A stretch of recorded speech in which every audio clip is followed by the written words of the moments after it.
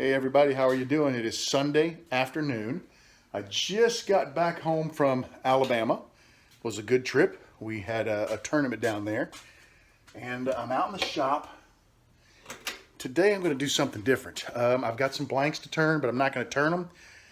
I have decided that I want to start using my skew more. Now I can use a skew. I'm not great with it, but I can use it. However, I want to get proficient at using the skew, and I want the skew to become one of my primary tools when I'm turning. So today I'm going to just play around with sharpening, and I'm going to throw some scrap boards on, or scrap chunks of wood on the lathe, and we're going to practice turning with a skew. And I don't expect to become an expert by the end of the day, but I expect to learn a little bit, and hopefully if I continue to practice, I'll become proficient with the skew, and it can take the place. I'll still probably use, now I know you can use a skew to true up a blank. I've seen a lot of guys do it. I probably will still use my roughing gouge to true the blank, but then we're going to switch over to the skew to finish the blank. And the primary reason is, excuse me, I started using a roughing gouge years and years ago, and I had people tell me that you can't do that. Well, it was the only tool I had at the time, right? And I had people tell me, you can't do that. You can't turn a pin with a roughing gouge, when I was obviously doing it. So I just kind of stuck with it to almost to prove people wrong. And I've been able to turn pins with my roughing gouge for years effectively, especially once I learned how to properly sharpen it. But truth of the matter is, it wasn't really built to do fine turning, right? It truly is built to true a blank, and then you generally move to another tool to finish it. So that's what I want to start focusing on, is proper turning techniques. In order for me to advance my turning any farther and become a better turner, I need to get proficient with all of the tools in my arsenal. And the skew is just a phenomenal tool.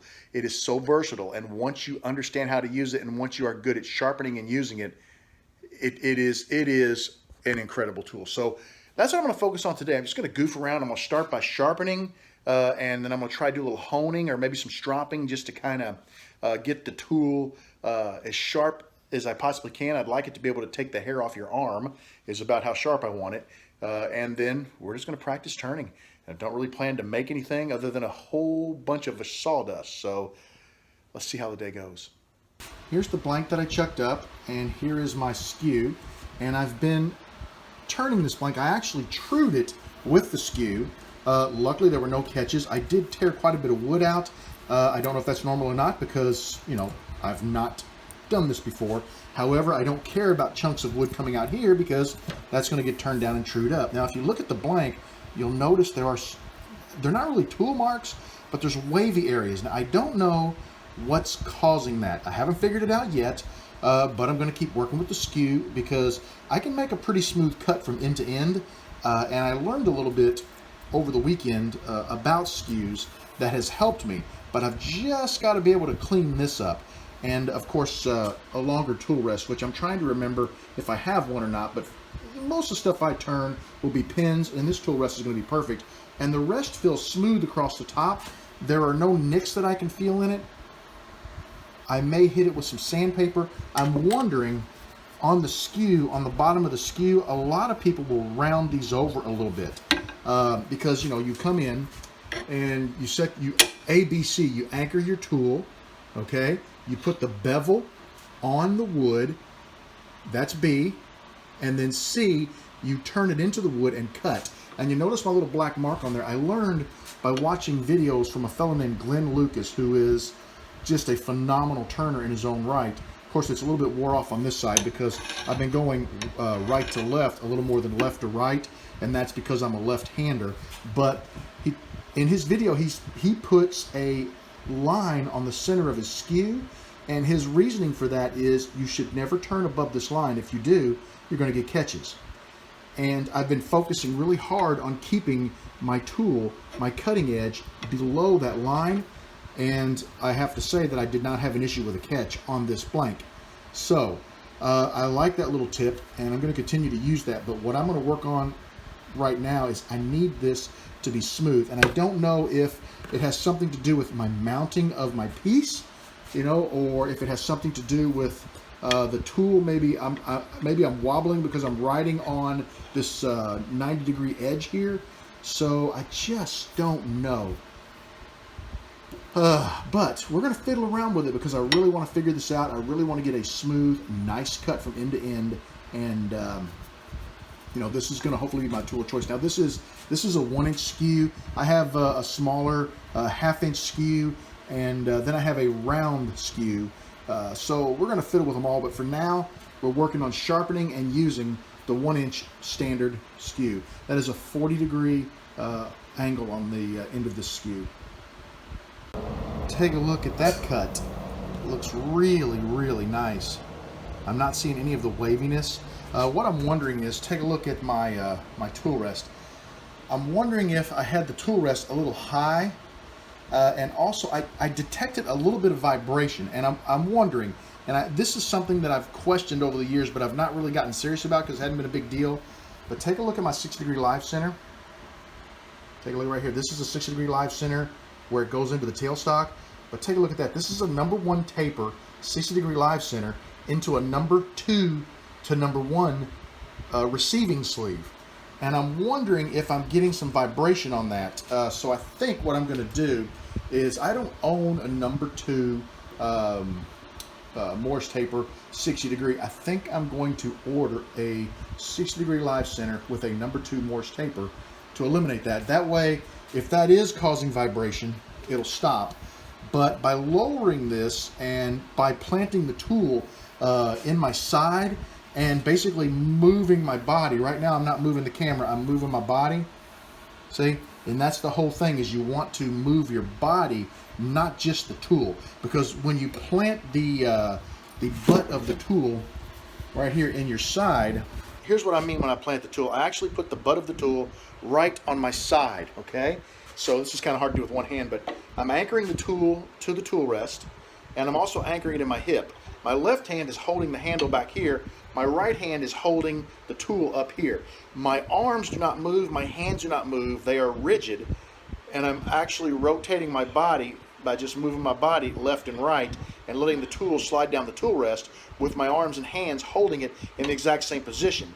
If you do that, if you lock it into your hip and you move your body, the tool doesn't move. If I'm back here and I'm trying to move the tool with my hands, I'm going to get too much variation. The tool's going to wobble up and down. It's going to open and close the cutting edge, and you're going to get all kinds of crazy stuff happening. So I'm going to go ahead and move the tool rest back, and I'm going to try to true the second half of this blank and blend it right into the first half, which we'll see how that goes. That's something I got to work on, but I'm really happy with that. I'll keep you guys posted. Like I said, we're going to go ahead now and let's do this piece.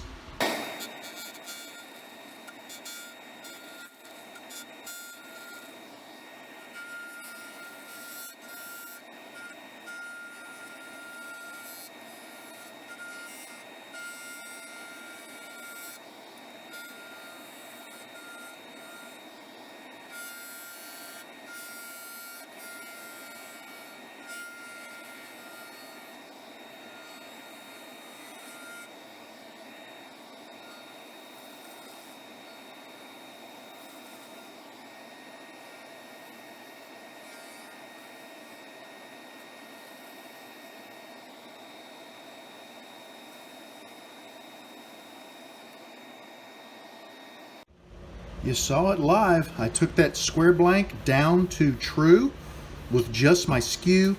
Now what's weird is I got a really rough area right here, but it's just this one area. The rest of the blank is perfectly smooth.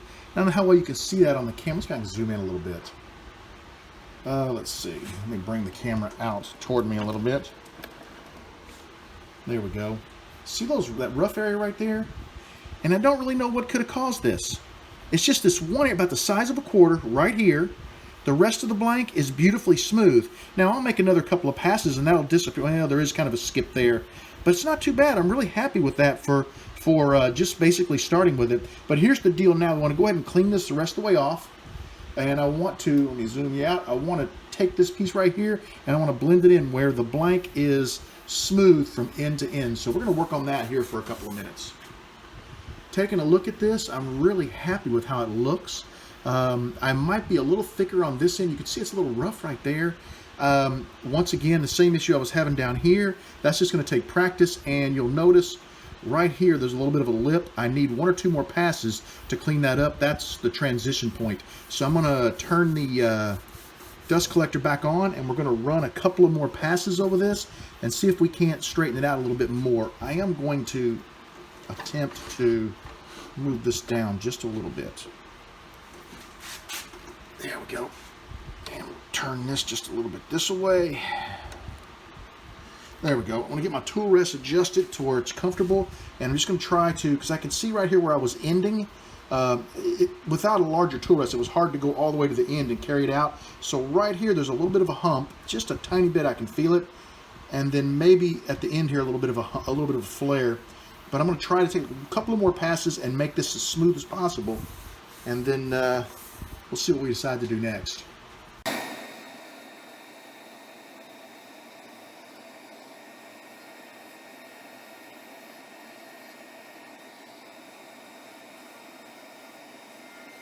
I'm really happy with that. That looks nice. I was able to blend it really well. I think there's still, as I feel with my finger, right about here is where the transition was. I could still feel a tiny bit of a bump right there, but the rest of the blank feels amazing. I'm happy with that. Now it's just going to be a matter of tool maintenance, you know, maintaining my blade and practicing. So I think we're just going to goof off a little bit. I'm going to practice just a couple of cuts with the skew that I saw on the video, and then we'll come back and we'll clean it back off and make it a smooth surface once again. So I'll keep you guys posted. Taking a look at this blank, you'll notice it is much thicker here than it is here, and that is because I eliminated all signs of the destruction that I wreaked on this blank.